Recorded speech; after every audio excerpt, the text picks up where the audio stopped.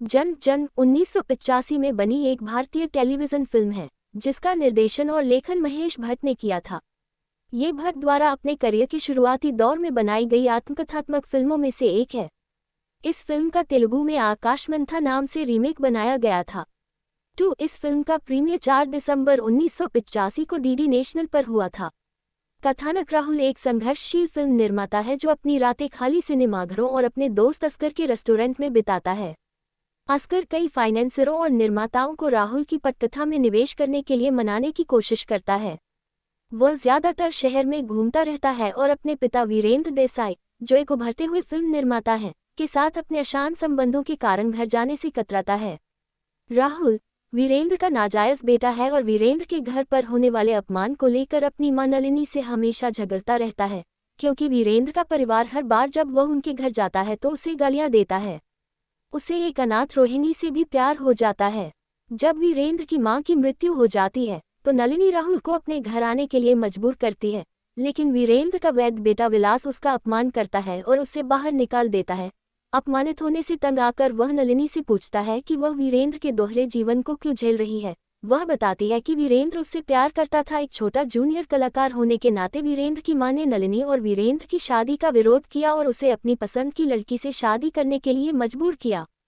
इस रहस्योद्घाटन के बाद राहुल गुस्से में वीरेंद्र के घर उसे नलिनी के घर ले जाने के लिए जाता है, लेकिन वीरेंद्र आने से इनकार कर देता है और कहता है कि राहुल उसके लिए नाजायज है और अगर वह मर जाता है तो विलास अंतिम संस्कार की चिता को जलाएगा। इस फैसले से क्रोधित राहुल घर छोड़ देता है और रोहिणी के छात्रावास में रहने की कोशिश करता है, लेकिन छात्रावास के अधिकारियों द्वारा पकड़ा जाता है। रोहिणी को छात्रावास से निकाल दिया जाता है। उस घटना के बाद वे शादी कर लेते हैं और अस्कर द्वारा दिए गए घर में रहने लगते हैं। घर का खर्च चलाने के लिए रोहिणी काम करना शुरू कर देती है। जब राहुल एक निर्माता को स्क्रिप्ट सुनाने का फैसला करता है तो वह वहां वीरेंद्र को देखता है। वीरेंद्र राहुल को अपनी पत्नी के वेतन पर गुजारा करने के लिए डांटता है और उसे फिल्म निर्माण करने से रोकता है, क्योंकि हाल ही में वीरेंद्र की फिल्में फ्लॉप होने लगी हैं।